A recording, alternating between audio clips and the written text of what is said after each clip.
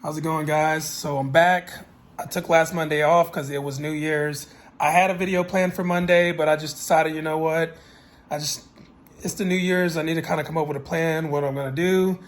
Today, we're actually supposed to start this turbo series. I'm not going to actually do it today. We're going to wait a little bit, maybe next week.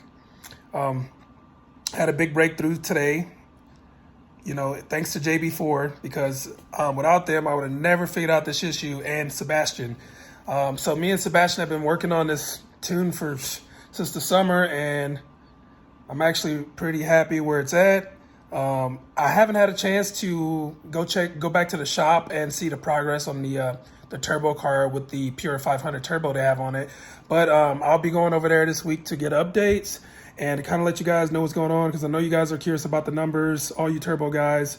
So I'll be doing that sometime this week. I'll go by the shop and see their progress they made on it. And hopefully I'll have one of my customers, John, who should be getting a kit here shortly. I'll be able to tune that guy and apply everything I learned with Sebastian to his car. So we made some great progress. I'm actually I haven't felt accomplished until now, like today, So today, what I want to kind of do is, before we start this whole turbo series, because most of the people that are following me on this channel, they came here for the Supercharger. There's just if you're going to keep the car long term, 5 to 10 years, the main thing you're going to need to do is your maintenance, right?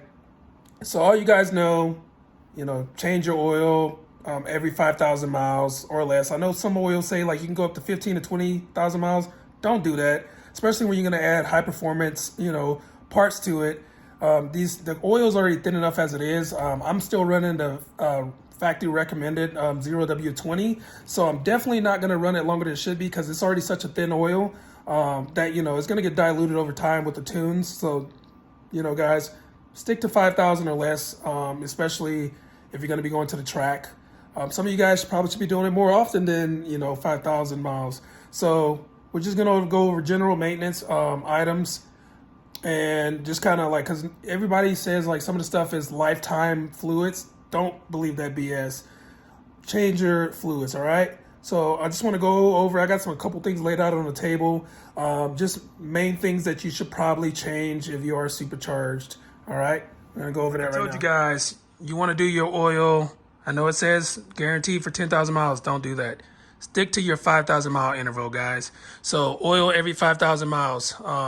You don't have to use 020 if you want to go a little bit heavier due to your environment. Go ahead and do that. But because I live in Colorado, I don't want anything thicker, because when it's cold, the fluid doesn't flow as well. So the most of your damage, from what they say, is during cold start, when there's not the oil not circulating and your parts are not lubricated. So I stick to this. If you guys want to go heavier weight, don't go too much heavier.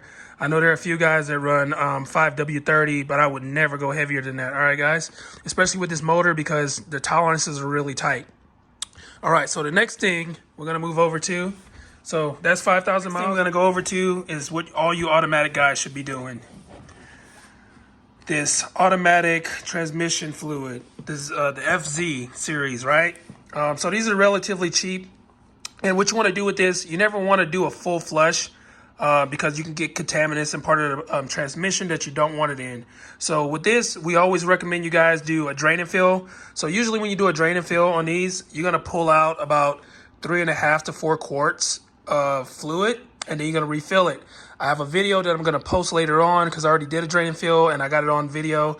And so for this, you want to do roughly every 30,000 miles, just do a drain and fill, because you're not going to get all the fluid out when you do a drain and fill. So what we're trying to do is just kind of slowly over time get the fluid mixed in and cleansed out. But this, I would suggest doing this every 30,000 miles. Some guys do a 60. I'm sticking to 30 because the fluid's so cheap, right? Next thing you want to do, especially if you are a all-wheel drive guy, you're going to want to do your gear oil. I believe, I'm not 100% sure, but I believe this is the same gear oil they use for the manual transmission.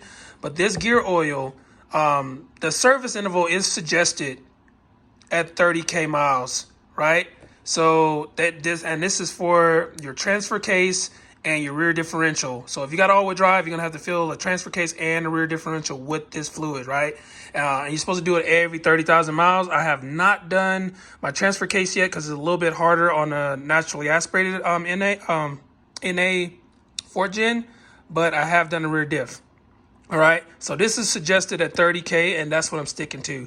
This is technically supposed to be lifetime, but I'm not gonna stick to that. I'm gonna do it at 30K because it's really easy to remember to just do all of them at one time, right? So those are like the main like fluids that you need to replace. You know, there's coolant and all this other stuff that you're gonna have to do eventually, depending on, you know, how often you're driving a car or how many years it's been. But next we're gonna go over, we're not gonna go over fluids. So this is just more stuff with the car, right? If you're gonna be, you know, going supercharged or whatever, you know, your air filter, pretty simple, right? Paper filter, just whenever it looks dirty, change it, right? Or you can get, you know, a can in, wash it every 15,000 miles and keep it clean. It's pretty simple to do. I wouldn't say there's a suggested change period because it all depends on the area you're in. Depending on how dirty it is, this barely gets dirty, you know, so it's usually 15K. I go and clean the can in. I don't have this anymore. I actually have a pod filter now, but I'm still going to keep it at that, you know, 10 to 15K interval of cleaning it. All right, so next what we're going to do is stuff that is involving the supercharger.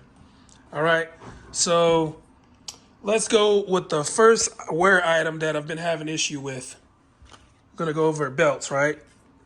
So this right here is the belt that comes with the VT kit, right? It's a 15 35 millimeter belt, right?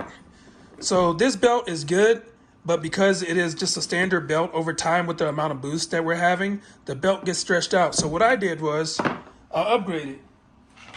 I got a green belt. This belt is no longer green because it was on the car for about 20,000 miles, right?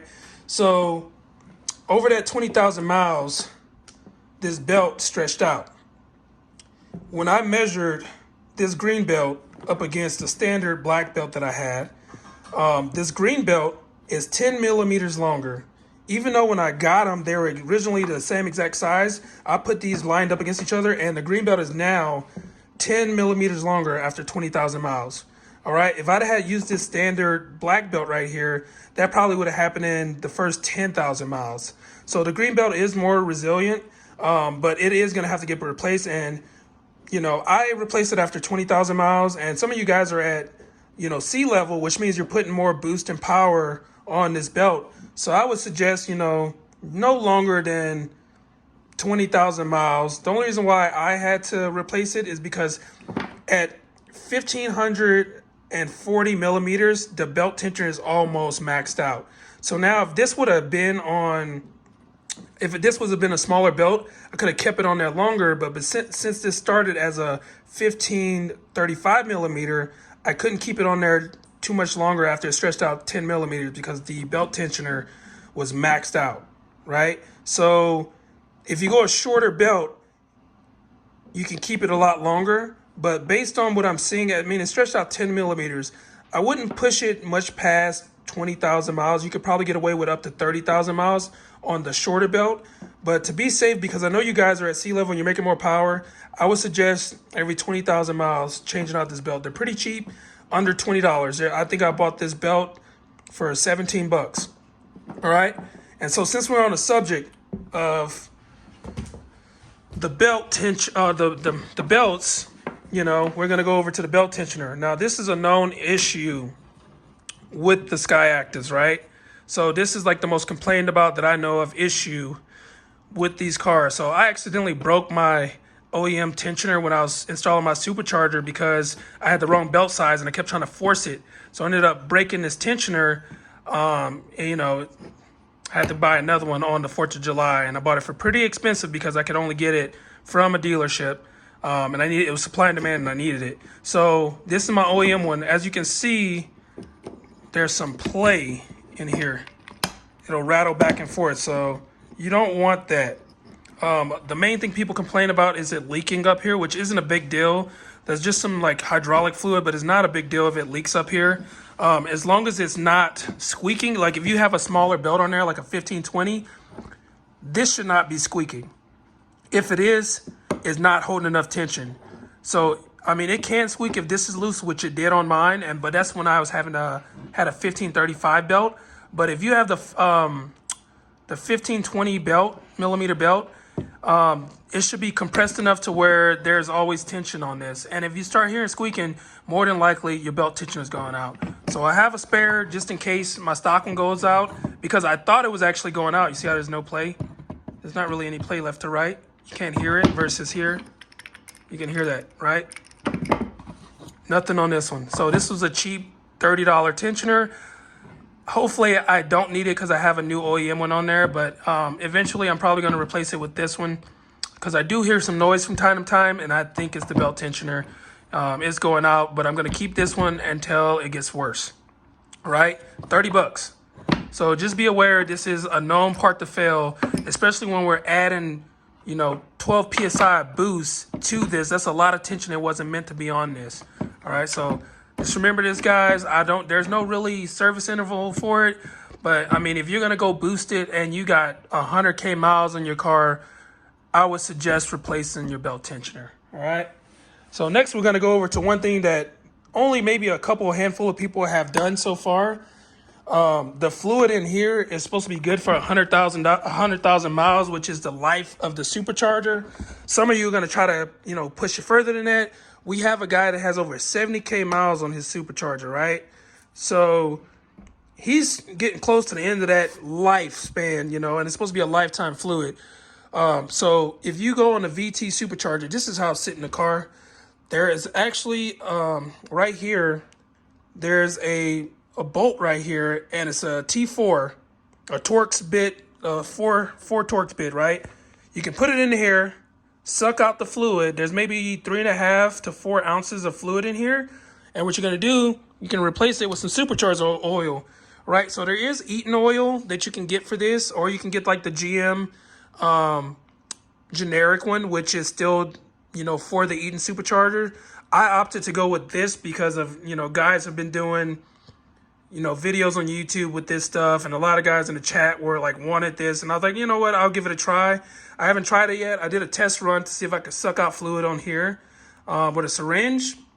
And so now that I did my test run and I know what angle to put it in there, I'm going to change this out. And I would suggest same thing with your gear oil, because it's technically a gear oil almost, 30,000 mile intervals. So every 30,000 miles, because, a guy pulled his fluid out before and he showed us how dirty and gunky it was.